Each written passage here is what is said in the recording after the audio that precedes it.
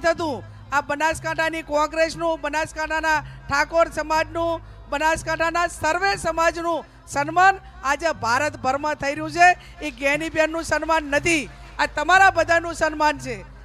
નમસ્કાર દર્શક મિત્રો, સ્વાગત છે આપણે યુટ્યુબ ચેનલ એટલે કે MB ન્યૂઝ ગુજરાતમાં. તો ચાલો મિત્રો, આજે આપણે વાત કરીશું કે જ્યારથી જ્ઞાનીબેન ઠાકોર લોકસભાની ચૂંટણી જીત્યા બનાસકાંઠામાંથી, ત્યારથી જ્ઞાનીબેન ઠાકોર હંમેશા મેદાનમાં જોવા મળે છે. ત્યારે મિત્રો જ્ઞાનીબેન ઠાકોર જ્યારથી આ ચૂંટણી જીત્યા ત્યારથી હંમેશા ચર્ચાનો વિષય બન્યા છે.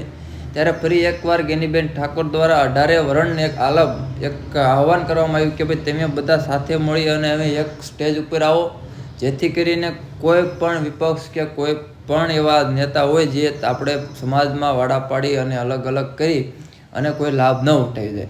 ત્યારે મિત્રો જ્ઞાનીબેન ઠાકોર બનાસકાંઠાની સીટ તો જીત્યા, પરંતુ હજી તેમને સંતોષ હોય તેવું લાગતું નથી. કારણ કે બનાસકાંઠામાં જ્ઞાનીબેન ઠાકોર લગભગ બહુ ઓછી લીડથી જીત્યા છે. ત્યારે જો તેના સમાજ તે અંદરના જે વાંધા છે તે ખરેખર કદાચ એક થઈ ગયા હોત અને જ્ઞાનીબેન સાથે હોત તો અત્યારે જ્ઞાનીબેનની લીડ ખરેખર જે છે એના કરતાં પણ બમણી હોત. તો આ જ્ઞાનીબેન ઠાકોર દ્વારા હવે બધા સમાજને સાથે રાખી અને ચાલવાનો પ્રયત્ન કરવામાં આવી રહ્યો છે. કારણ કે રાજનીતિમાં તમારે ચાલવું હોય તો બધા સમાજ એટલે કે 18 વરણને સાથે રાખીને જ ચાલવું પડે. તો ચાલો મિત્રો, સૌ પ્રથમ જ્ઞાનીબેન ઠાકોર દ્વારા 18 આલમને એક વિનંતી અને એક આહવાન કરતા શું જણાવે છે તે પણ આપણે એકવાર સાંભળી લઈએ. ઇતિહાસમાં સુવર્ણ અક્ષરે બનાસકાંઠાએ લખાઈ દીધું કે ભાઈ બનાસકાંઠો પાણીયાતો જિલ્લો છે, એ સમગ્ર ભારતની અંદર મારું સન્માન નથી થતું. આ બનાસકાંઠાની કોંગ્રેસનું, બનાસકાંઠાના ઠાકોર સમાજનું, બનાસકાંઠાના સર્વે સમાજનું સન્માન આજે ભારતભરમાં થઈ રહ્યું છે. એ જ્ઞાનીબેનનું સન્માન નથી, આ તમારા બધાનું સન્માન છે. તમે મને દિલ્હી ના મોકલી હોત અને તમે આ પાણી ના બતાવ્યું હોત તો જે પછીની હાલત થઈ મારી હોત અને કે ભાઈ ગુજરાતની અંદર કોઈ ખાતું પણ ખોલ્યું નહીં ને હેટ્રિક મારી. આ પરિસ્થિતિ જ્યારે થતી તમે રોકી છે, ત્યારે આવનાર સમયમાં બનાસકાંઠાના ઠાકોર સમાજની જવાબદારી એ બીજા સમાજ માટે કરીને વધી જાય છે. અને વધી એટલા માટે થાય છે કે જિલ્લાનું સર્વોપરી પદ હતું, જે જિલ્લાનું સર્વોપરી પદ હતું એ 75 વર્ષ પછી બનાસકાંઠાની જનતાએ ઠાકોર સમાજને અર્પણ કર્યું છે.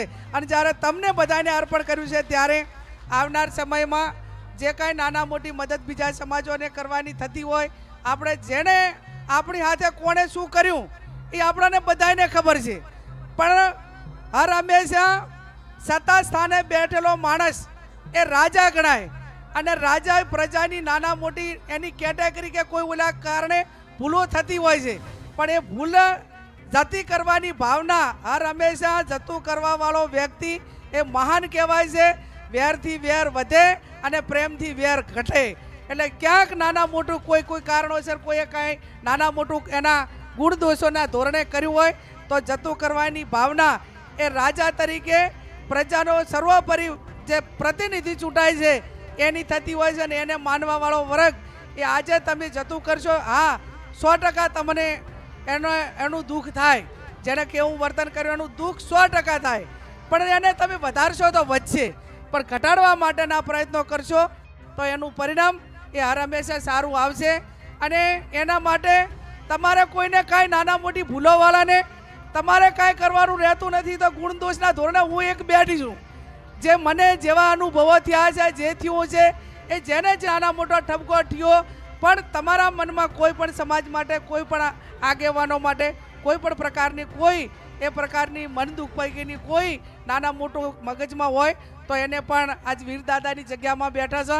આપણાને પરિવાર વધારવા માટેની શક્તિ આપે, આપણાને જતું કરવા માટેની શક્તિ આપે. તો મિત્રો, જ્ઞાનીબેનના આ નિવેદનથી ખરેખર એટલું તો નક્કી અને પાકું તો થાય જ છે, કારણ કે બનાસકાંઠામાં હજી સમાજના વાડા અલગ અલગ હોય તેવું લાગી રહ્યું છે. ત્યારે મિત્રો જ્ઞાનીબેન ઠાકોર દ્વારા 18 વરણને અને ખાસ કરીને પોતાના ઠાકોર સમાજને એક વિનંતી અને એક આહવાન કરવામાં આવ્યું છે કે ભાઈ તમારે કોઈ પણ જાતના લોકો સાથે, કોઈ પણ જ્ઞાતિનો હોય તેની સાથે વેરઝેર રાખવાની જરૂર નથી. વેરથી વેર વધે છે અને પ્રેમથી વેર ઘટે છે, તેવું પણ જ્ઞાનીબેન ઠાકોર દ્વારા જણાવવામાં આવ્યું. તો મિત્રો, જ્ઞાનીબેન ઠાકોર દ્વારા એક વિનંતી સમાજને કરવામાં આવી અને જેને પણ જવાબ દેવાનો છે તેને હું મારી રીતે જવાબ દઈ દઈશ. બાકી તમારે કોઈ પણ લોકો સાથે અથવા કોઈ પણ નેતા સાથે કોઈ પણ જાતના વાંધા રાખવાની જરૂર નથી.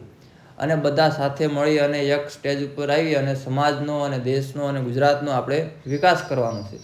તો ખેર મિત્રો, આજના વિડીયોમાં આટલું. ફરી મળીશું એક નવા સાથે નવા અહેવાલ સાથે. તો ગેનીબેન ઠાકોરના અને બનાસકાંઠા બાબતમાં આ નિવેદન વિશે તમારે શું કહેવું છે તે પણ એક કોમેન્ટ કરીને જણાવજો. અને અમારી આ યુટ્યુબ ચેનલ એટલે કે MB ન્યૂઝ ગુજરાતને સબસ્ક્રાઈબ કરવાનું પણ ન ભૂલતા. જય હિન્દ, વંદે માતરમ.